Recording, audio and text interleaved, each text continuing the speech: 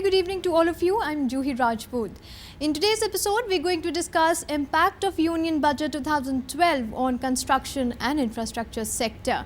To analyze and discuss the same, we've been joined by Mr. Puneet Kumar, Director, Ministry of Road Transport and Highways, Professor Manoj Pant, Economist, School of International Studies, JNU, Mr. B. Seenaiah, President, National Highways Builders Federation, Mr. Arun Sahai, Chairman, Builders Association of India, Delhi Chapter, Mr. Pradeep Jain, Chairman, CREDAI, Delhi Chapter, Mr. Anand Sundaresan, Managing Director, Schwing, Stetter, India, and Mr. Amit Gossain, Vice President, Marketing and Business Development, JCB India Limited.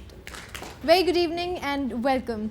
First of all, I'd like to have a quick reaction from all of you about how has this union budget been according to you. Let's start with you, Mr. Sahai. The funds for the next 5-year plan have been doubled, more than doubled in fact. It is 50 lakh crores now. In the 11th 5-year plan, we had a budget of 20 lakh crores. So there has been an emphasis. The funds which are required has to come from the government as well as from public-private partnership. But when it comes to the construction sector, the construction, core construction and real estate, I don't see much relief has been given to these sectors. A very small amount, 8,000 crores from borrowing abroad, the Infrastructure Development Fund. Then a large amount, 60,000 crores to be borrowed domestically, and a small window called ECB. Now the ECB is actually not such a great window. ECB is only available for maintenance. It's not that you can use ECB for whatever purpose you want. So to me, the primary consideration is not the emphasis. It's always a good thing to have emphasis in infrastructure, but where is this money going to come from? If you look at the budget, there are a lot of positive points, a lot of chops given in various areas, like as you mentioned, like ECB or 60,000 crore of infra debt funding, and also the 8,800 kilometers of road which is going to be built in 12-13. That's again a good decision. And we would like to see some action in implementing the project. Announcement is one thing, but implementation is much more important. That's what should happen. That's what we are all looking at. Overall budget is good for the infrastructure. Related to the real estate, I think everything is negative, except the affordable housing investment base. They include real estate into that. How that going to be benefit to the real estate, we need to see going forward. Well, lack of infrastructure is a major concern in India, and there is a grave need to remove infrastructure bottlenecks. While we continue to be one of the fastest growing economies, a pace of development is unlikely to continue unless it is supported by an equally robust development of its infrastructure. Do you feel the Union Budget 2012 will boost the rapid infrastructure development in the country? The budget is basically good for the infrastructure sector. Having said that, I would confine my remarks only to the highway sector with which I am associated. If you look at the statistics and the numbers, it really shows that there is a very increased and heightened response as far as roads and highways sector in infrastructure is concerned. This year, there have been 25 projects which have been awarded on premium out of 41 projects awarded so far in 2011 and 12, which is a record of the sorts. And these are those projects, some of them were expected to go on even viability grant funding. The response is so good. I fail to understand if there is a concern that bankers are not lending, then how is this kind of aggressive bidding taking place in the reality? The infrastructure in the east is extremely deficient, and particularly deficient if you go to northeast. Now here, first of all, PP doesn't work. There is no P. Out of the 2 Ps, 1 P is missing in the eastern, so there's no point talking about PPP. So the answer to that is, of course, you'll have viability gap funding, but where will the money come from? Viability gap funding is almost complete requirements in Northeast. So what about the balanced growth part? Because the developing country, roads must come before development. They're not going to happen. So these concerns must be addressed. In the beginning of the current fiscal 2011-12, NHAI had targeted to award around 79 projects covering around 8,000 kilometers under various phases. In all, 58 national highway projects have been delayed. What are the major reasons for such delays? In reason for implementation is concerned, because of the restrictions by the Planning Commission, unless they acquire 80% land and you should not award the work. So that's why it got delayed. It is not going as per the plan. Government had an ambitious plan to construct 20 kilometers of road per day, which could not be achieved in 11th five-year plan. And now in this budget, government has decided to extend the projects from 7,500 kilometers to 8,800 kilometers. How feasible this target looks to you? Even the finance minister in his budget speech says the awarded works, number of works awarded, number of kilometers, commitment to do so many kilometers. Even the last year, my friend said 7,000 kilometers commitment, but nobody is talking about the kilometers completed. Actual execution. This, the people. Let me complete, sir. This have been kept in dark, and there are a lot of disputes.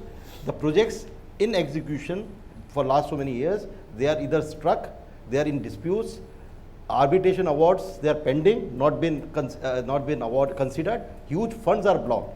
So those issues have not been addressed because the organization is without a head. So, and nobody is talking about the completed projects. We talk about awarded. The finance minister would say, we have awarded so many kilometers. Let us talk about what has been done in last 5 years. NHAI on regular basis keep awarding the project to the private parties to execute. But we need to see how many projects actually implemented. If you see the present Land Acquisition Act, RR Bill, approved by the Parliament, pending with Mrs. Mahajan's parliamentary committee, if that bill passed in a way it was passed by the Parliament, the Highway Authority, they are not able to acquire any land. Because they need to pay thrice the market price, they need to give the employment to everyone who own that land. How can be infrastructure project can be implemented? The first and most important thing, the NHAI must be considered to award only the project where they already have the land. Otherwise, they are blocking basically the overall infrastructure money for that unexecuted project. Is the Northeast, sir, I am telling you, this is 7th year, Northeast projects just are sitting idle, and only because of the land acquisition, utility shifting, what we are doing, what infrastructure we are providing for the public, how the country will grow. If we are not able to, even today, 7 years will it take, sir, to get the land. So, as a promoter, I have invested already for a project of 40 kilometers, 40 crore on equipment, and I am sitting there idle, doing nothing, and I have to pay for my personnel. What infrastructure, what the government is looking at? I won't say that this problem has been absolutely resolved.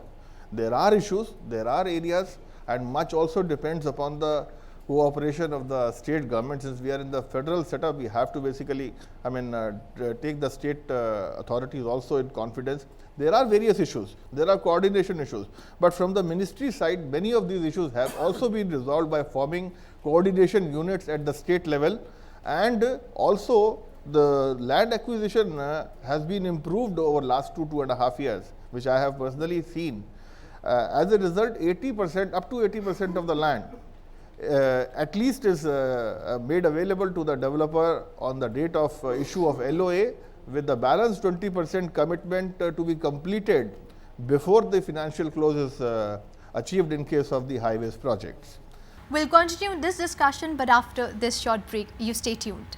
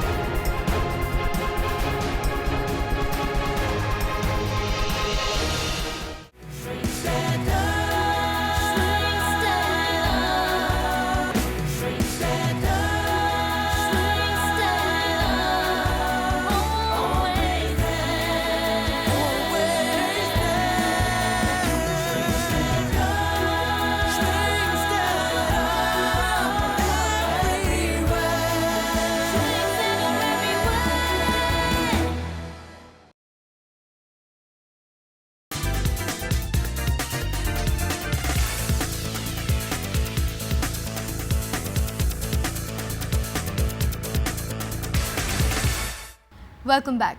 Well, as we were just discussing, the 12th five-year plan target requires an investment of $1 trillion US. Don't you think it will be a daunting task in such a in the current economic environment, especially considering that at least 50% is expected to come from the private sector? Panelists say, I'd just for your question, I'd give the same answer, that 50% of funding, whether it's possible or not, and Mr. B. Seenaiah has just talked about funding a little bit, but I think what is the funding that we've got in the past? We've not achieved that 30% level of funding so far. So how is it that we're going to get 50% suddenly?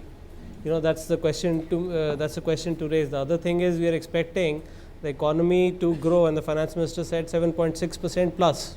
So that is what our expectation is. But in the budget, I'm talking from an infrastructure and a construction equipment point of view, we've and in expected lines, we've raised excise duty, we've raised service tax, and we are saying that there's more funding required. Now the customer, our customer, who's actually building infrastructure for the country, for him, he's paying additional money to source these equipment that are building the infrastructure in India. So is it going to actually, these measures, are they going to slow down? They might get extra revenue, but had this excise duty and service tax, if they would have not been there, I think it would have been the other way around, that there would have been more technology, more better equipment out in the market. All the builders would have bought them and built infrastructure faster. In that case, that funding that you're talking about, 50%, that would have then come faster. The hike in excise and custom duties of 2% will not only have a cumulative effect on the cost of construction on a whole, but may also impact the revenues of Indian companies. The manufacturing sector in India, for a 7.6% growth, has to grow as well. So all these equipment are made with the best of technology in the world in India itself. So why is it that there is a duty exemption on two of the top equipment that are already manufactured in India in a big way? Only those equipment which were not manufactured in India were permitted for import under duty free. Now the same thing is extended to the other projects as well, like the national, the state highways and things like that. It's not very simple to say, okay, we make everything, please remove, add import duties. We've got some commitments of WTO too. It's not that you can keep on raising duties on whatever you want and reducing duties. There are some commitments, some average rate of duty you have to maintain. These commitments are difficult for the government. And we cannot say that we can only develop infrastructure in a closed economy. When an equipment is imported, they get a complete exemption on import duty. Okay. So they don't pay their basic duty, they don't pay the CVD, they don't pay the SAD. That's the set off. That's set off. The set off. It's a complete set off. It's a free import duty, 0% import duty. The Indian manufacturers don't get excise duty exemption or import duty exemption on those components which get into manufacture of these products, number one. Okay. That means our imports are completely dutiable. Number two, when we supply these equipments to the construction companies, they also have to charge them excise duty and sales tax. So it is not a level playing field. You see, this is what I'm saying. The imports are duty free does not mean I now want duty. The answer is, let the government set us in various ways. For example, duty drawback is given to exporters for various things. There are other ways of setting off. The answer is not to impose import duties. See, in the World Organization, that is not an answer. Sorry, we have to pay excise, therefore we're not competitive. That's your problem. You've got to work it out with the government. There is already a lot of investment by a lot of manufacturers like JCB, us and Schwing, Stetter, and many other companies who actually invested in India in a big way to produce this equipment. They've brought in technology. I think one of the ways could have been that there should have been some kind of an incentive for people to develop R&D here in India to build that equipment, which would benefit the local people and all Indians here. Now, the equipment which are not in India, welcome to have duty exemption on them. But the equipment which is already manufactured in a big way in India, there is no logic, no reason to give such a large duty exemption on them. So that is the point that we are actually talking about. Government should protect indigenous manufacturers for sure. There should be a level playing field at least. That I'm sure everyone would agree with. Right, agree. Mr. Kumar, since resource constraints continue to limit public investment in infrastructure, PPP module has been strongly emphasized. Do you think the budget has done enough to mitigate the financing needs of the private sector investment in infrastructure?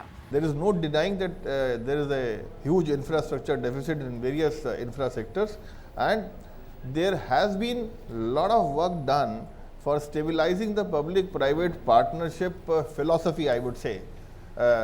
it has really taken time for PPP to mature, and which is why during the 11th plan, the contribution of the private sector has gone up to close to 30%. Now the fact is that in the 12th 5-year plan, it is projected that 50% of the $1 trillion investment is expected to come from the private sector. There has been an announcement relating to the infrastructure debt funds, and the one such infra debt fund has been created also last year, last month only, and there are many more to follow. The reason most of the infra companies were complaining that there is absolutely big problem for the long-term debt, and which is why this infra debt fund has been created to address the long-term concern of the infrastructure players. I think they are doing a lot, but I don't find the financing. In fact, as you mentioned, I did mention in the beginning, the infrastructure debt relief debt fund, which is the overseas borrowing, but that's only 8,000 crores. I'm saying in terms of the magnitude of the problem that we are facing, we are relying so much on local borrowing that where is the market going to take this local borrowing when the fact remains that ONGC was not able to offload even 13,000 crores. So that's what worries me in this session. Where will they get the money from in terms of borrowing? I'll just make 2 points. One, this infrastructure debt fund, it's not 8,000 crores. It is with an initial size of 8,000 crores launched earlier this month. Correct. Okay. Correct. Secondly, tax-free bonds of 60,000 crores to be allowed for financing infrastructure projects in 2012-13, which was 30,000 crores during 11-12. So now these things have been done, and this is the first time that such kind of things have been done, because developers and everybody was raising this kind of concern that there is a problem of the asset liability mismatch with the banks, and there is no long-term debt fund available. And how do we finance these infrastructure projects which have these concession periods going beyond 20 years, 25 years? If there is no long-term debt available, where do they go for accessing the funds? And this is a good beginning. It's time to take another short break here. You stay tuned.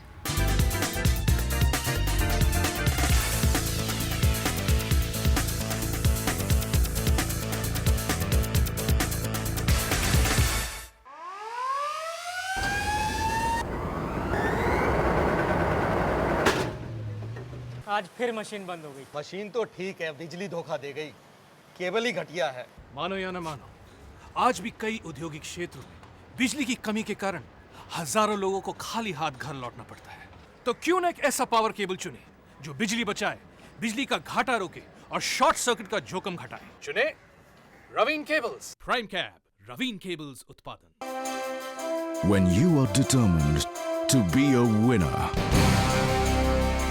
your desire to conquer is fueled by the power of your instinct. With eyes set on the target, you create your own path. Your determination inspires you to never give in. Then emerges a creator of a winning journey, blazing a trail for others to follow. We are Jindal Paul Limited.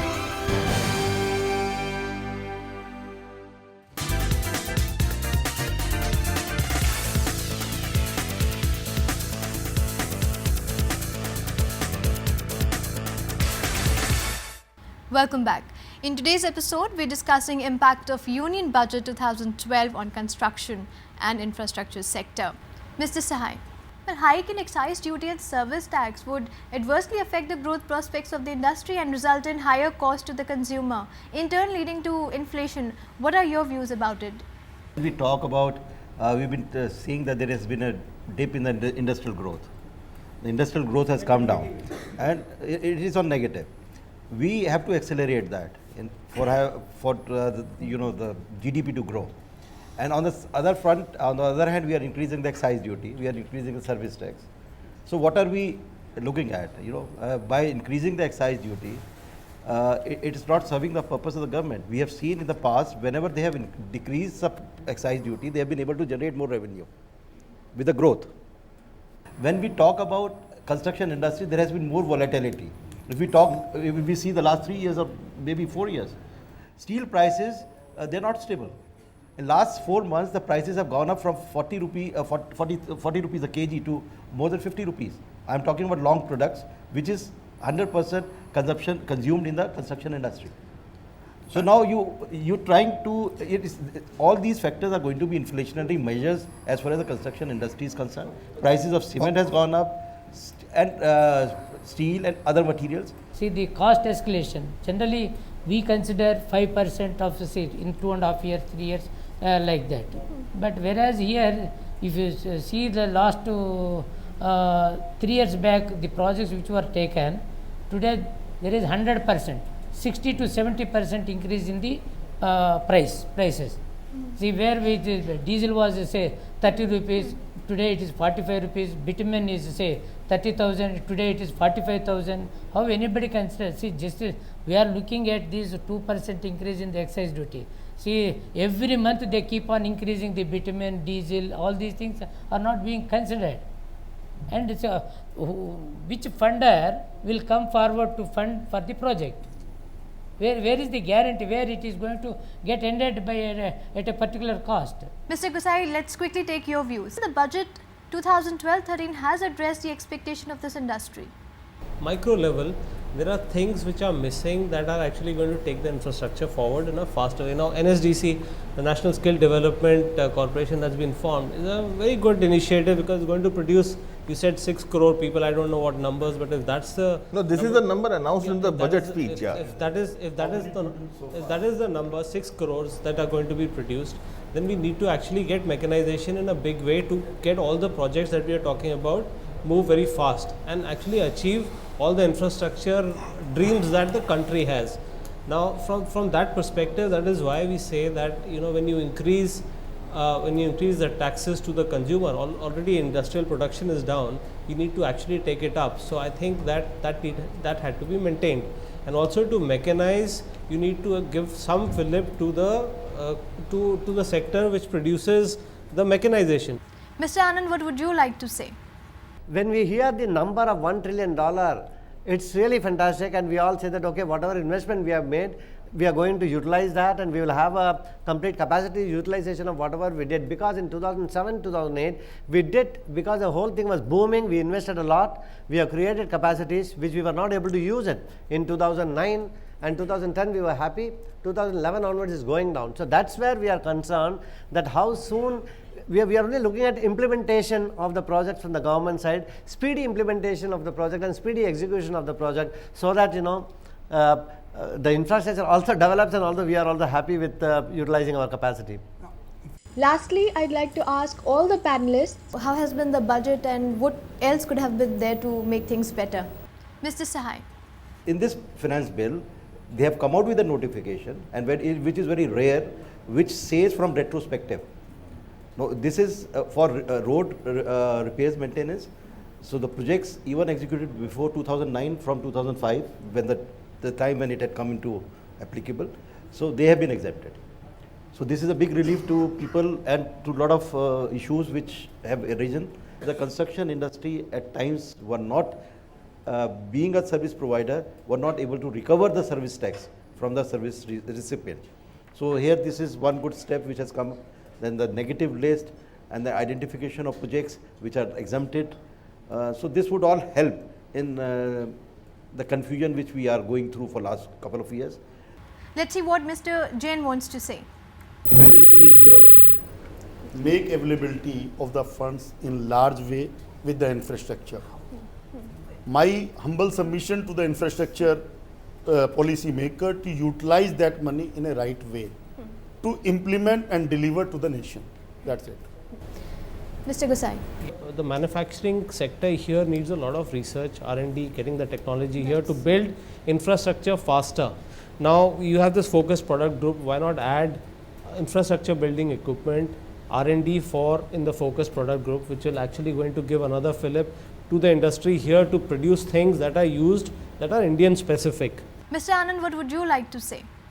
You know, the import of second-hand equipments, which should be channelized in a proper way. For example, you say that an excavator produced in India, the engine should have that pollution control norms. But if the second-hand imports are not channelized in a proper way, you will have equipments which are old equipments which are coming into India with older engines which doesn't meet these pollution norms and all. So we are not saying that stop it, but we are saying that you channelize it in a proper way so that there is a complete control on the safe equipment getting into the country. This is the second thing. Of course, we had a lot of hope about the GST coming into place, because there are this differential taxation in different parts of the state is really creating a lot of problem for the equipment manufacturers. Let's take Mr. Seenaiah's views. There are about say 20-30 developers in highway sector is concerned. They have been some projects have been already completed. See if they are able to go and raise funds by bonds, so that will be helpful for raising the funds for the future projects. That one thing is need to be seen. And other is the consolidation of SPVs. If all SPVs are put to seen as one entity, and if there is plus or minus, that can be get adjusted. So that is what these two are more important for the infrastructure projects are concerned. Mr. Kumar can probably answer this. Government is really focused and committed to abridge the infrastructure deficit which has existed for long, because this alone could trigger the economy at a much faster growth rate. Government has to take a complete holistic view. I mean, it cannot take a very sector specific. There could be issues, and I think they can be addressed only in the successive budgets when the situation becomes better. This particular budget, the kind of concessions which had existed earlier and the impetus which is required for the long-term debt funds, the tax-free bonds, I mean, after all these things are going to make the money which is required. So government is basically trying to catalyze the process of development in the infrastructure, and most of the things in the budget basically are directed with the very clear focus to take the development of this infrastructure sector forward. All I would like to say is that we saw a lot of agreements, lot of disagreements. We also saw a lot of emotions flowing. But all in all, we can say that this budget has been quite positive for the infrastructure as a whole. Few expectations have been met, few have not been met. But as Mr. Kumar said, that those expectations or those concerns can always be addressed next time. I'd like to thank all the panelists for joining us. Thank you so much.